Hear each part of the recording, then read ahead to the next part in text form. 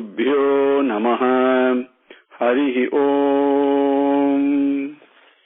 Shuklambaradharam Vishnum Sasivarnam Chaturbhujam Prasannapadhanam Dhyayet Sarva Viprasantaye Yasyat Viradavakradhya Parishadhya Parasatam Vignam Nignanti Satatam Vishvaksenam Tamasraye Gurur Brahma Gurur Vishnu Gurur Deva Maheshwaraha Guru Sakshat Parabrahma Tasmai Shri Gurave Namaha. Prapanna Parijataya Totra Vetraikapanaye Jnana Mudraya Krishnaya Geeta Mrita Duhe Namaha. With Bhagavan's grace, we came up to Slokam number 3.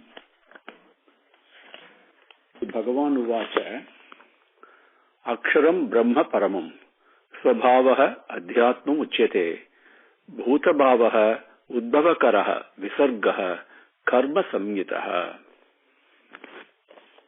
Going to Slokam number 4.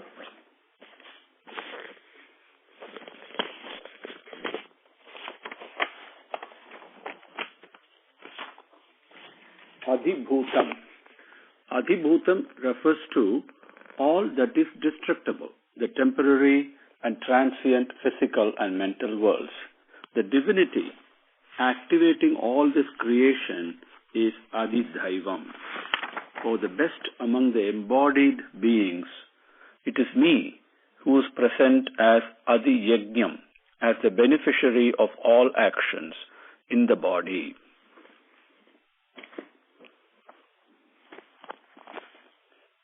Adhibhutam Ksharo Bhavaha Purushascha Adidhaivatam Adiyajnaha Aham Eva Atra Dehe Dehabhrutam Vara.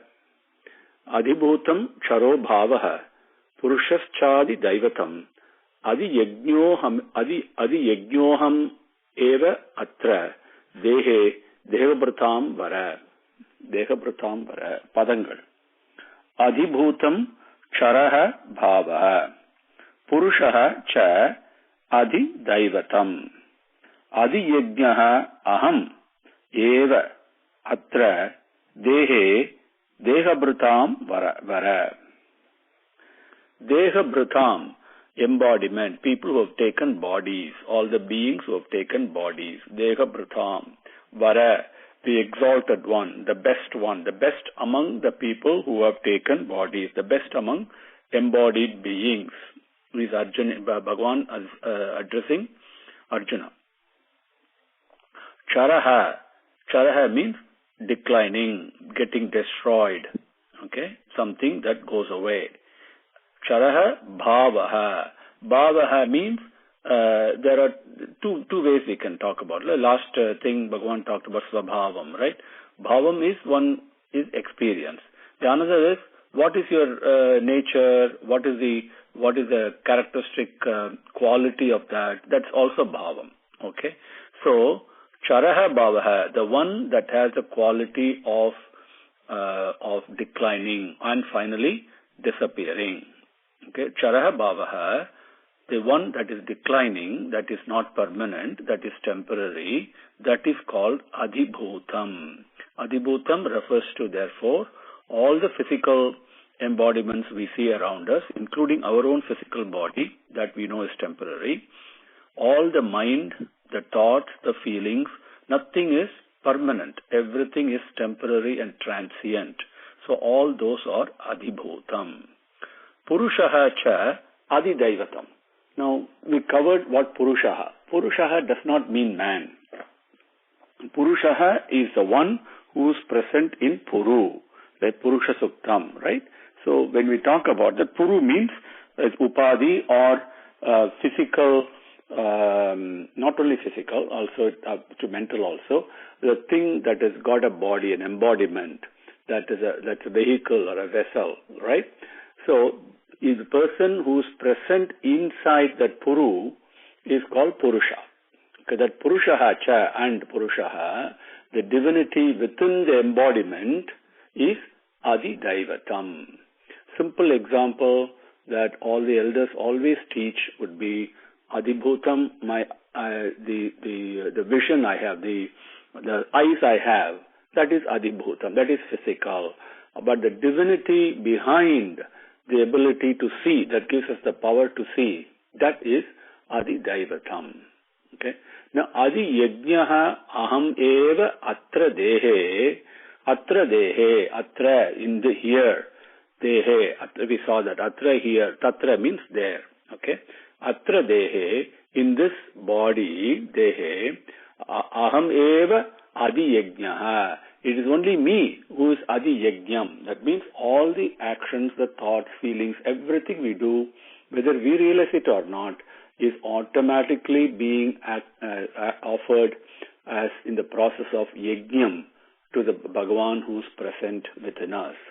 Okay, Adi Yajnam. He is the receiver of our offerings.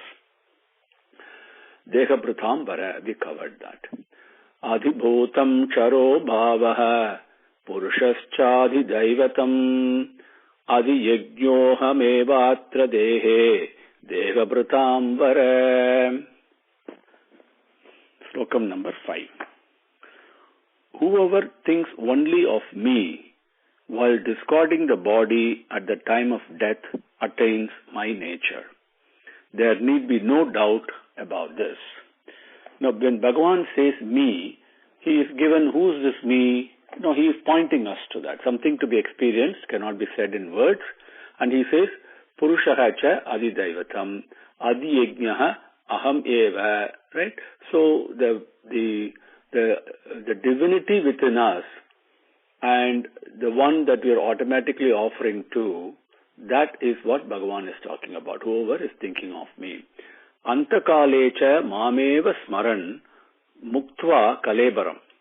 Yap prayati sa madbhavam yati na asti atra samsayah. Antakalecha mameva smaran muktva kalebaram.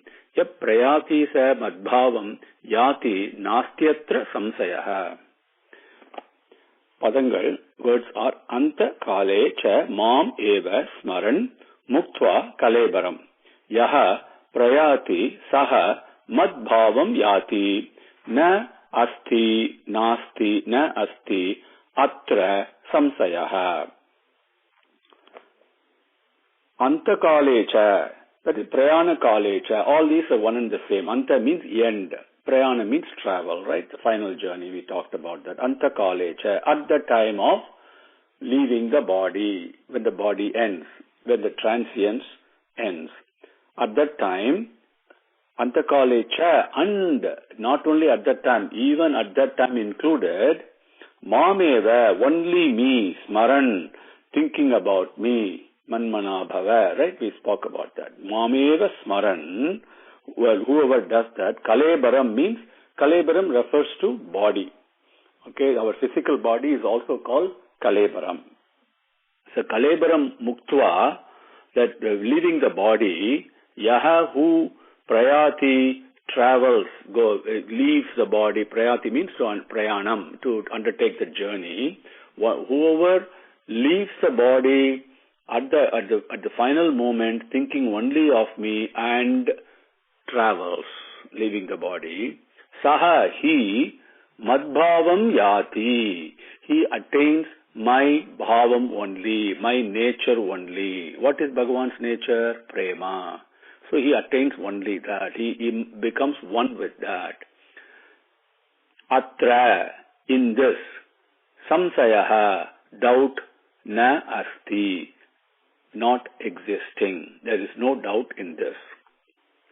Antakale cha mameva smaran muktva kalebaram yaprayati sa madbhavam yati natyatra samsayah.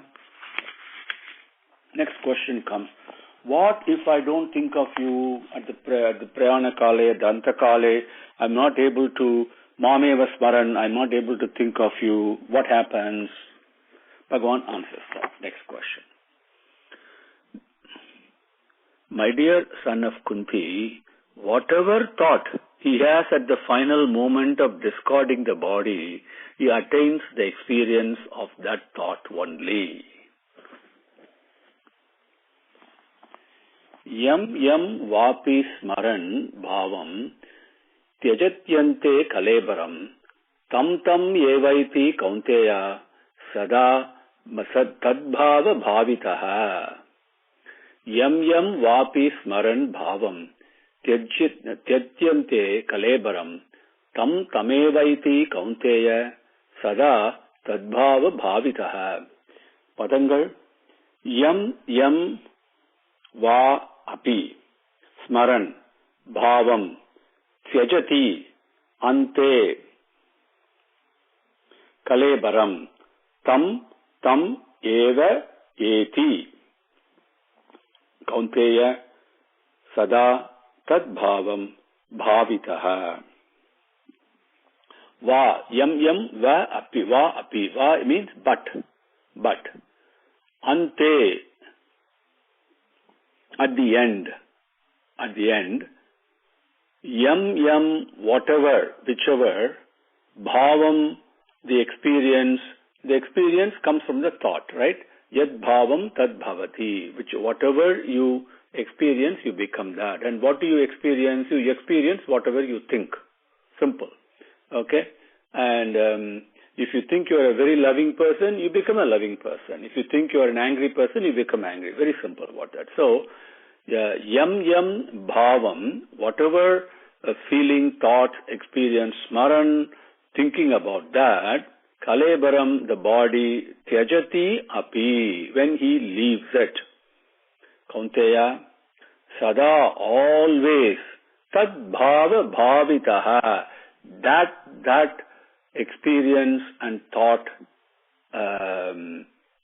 tam eva, tad bhava bhavitaha, because he is thinking that, because he is experiencing that thought at the time of leaving the body, tam eva, that only, yeti, he attains.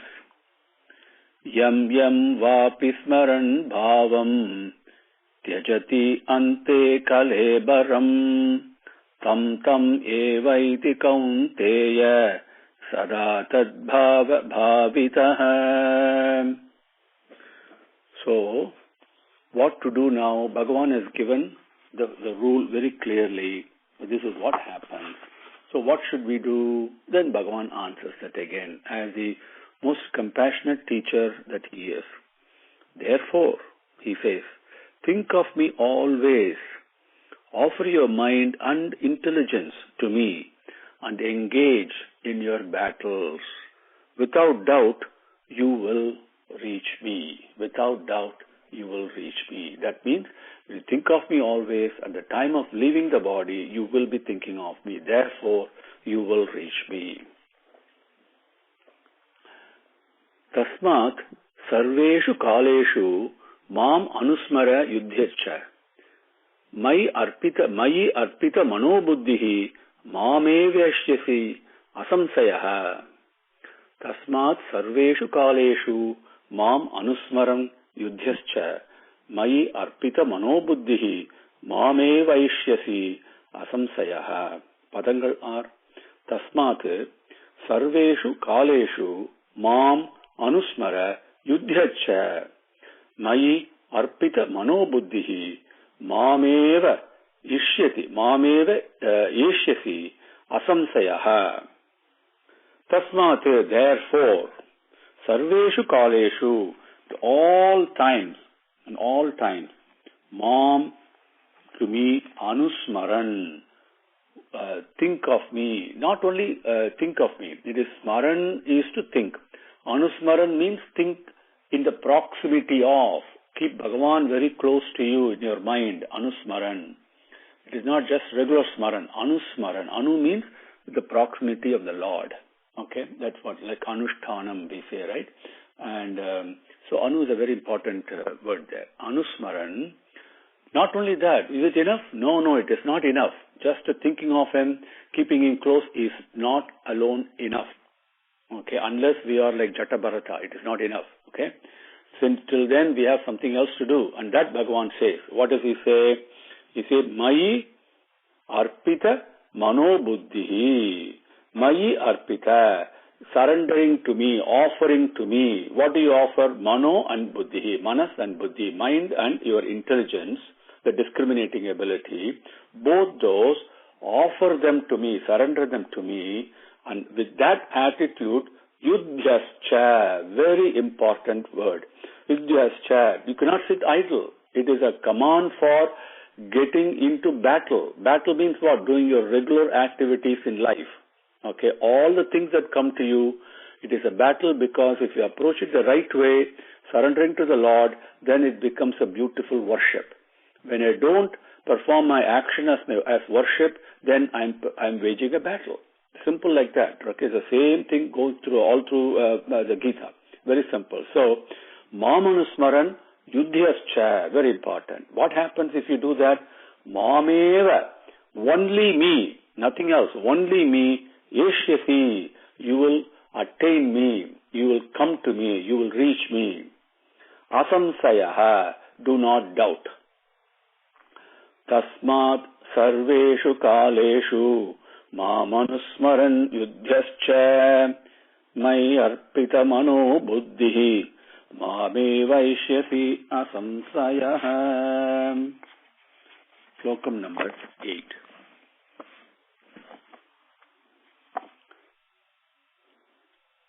My dear Partha, through the sustained practice of reining in the mind from pursuing things other than the indweller, and through the discipline of attaching it to the indweller, he attains the supreme effulgent Purusha.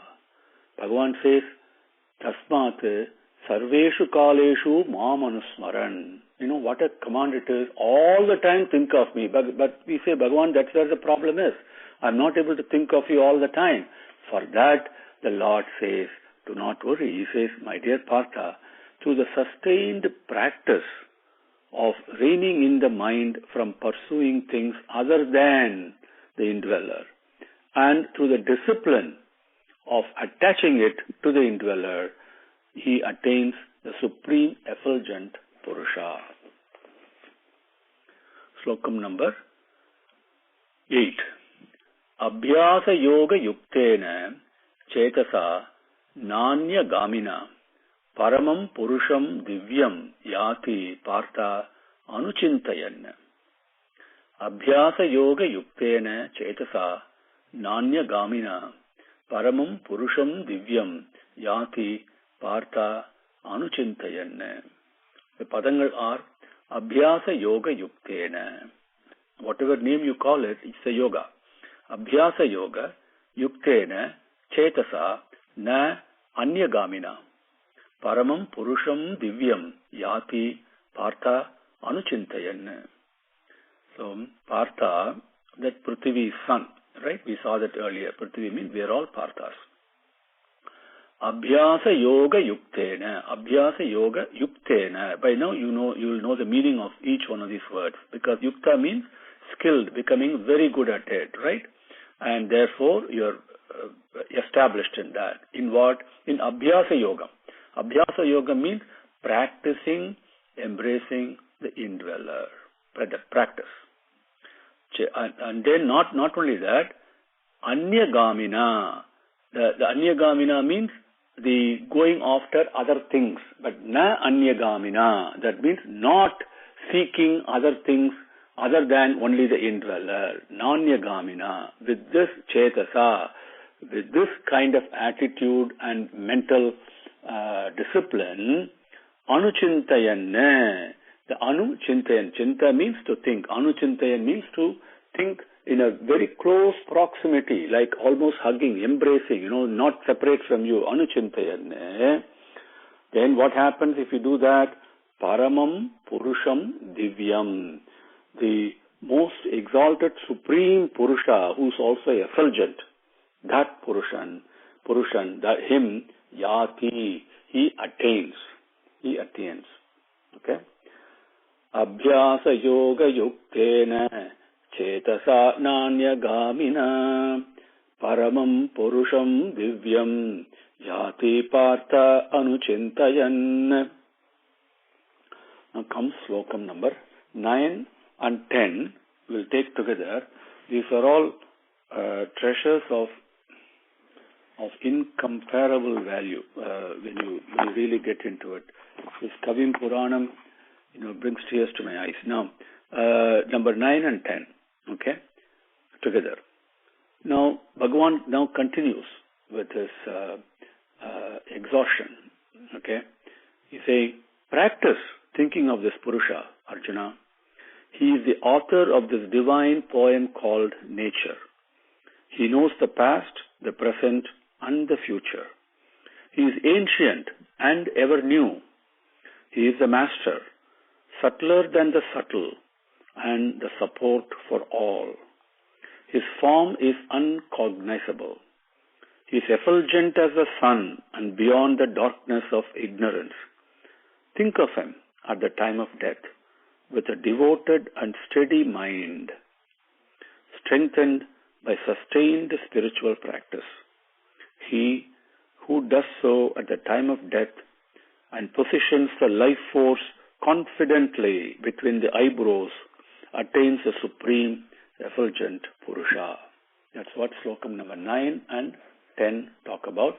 This is exactly how Bhishma left his body and merged with the Lord after giving us Vishnu Sahasranamam.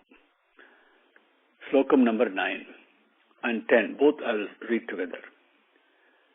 Kavim Puranam Anusasitaram Anoraniyamsam Anusmaredhyaha Sarvasya Dhataram Achintya Rupam Aditya Varnam Tamasaf Parastat Prayanakale Manasa Chalena Bhaktya Yukto Yogabalena Chaiva Bhruvor Madhye Pranamavesya Samyak Sa Tam Param Purusham Upaiti Divyam.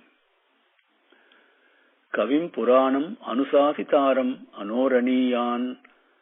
Anoraniyam Sam Anusmaredhyaha Sarvasya Dhataram Achintya Rupam Aditya Varnam Tamasaf Parastat Prayanakale Manasa Chalena Bhaktya Yukto Yogabalena Chaiva Bhruvor Madhye Pranamavesya Samyak Sa Tam Param Purusham Upaiti Divyam. Padangal Kavim Puranam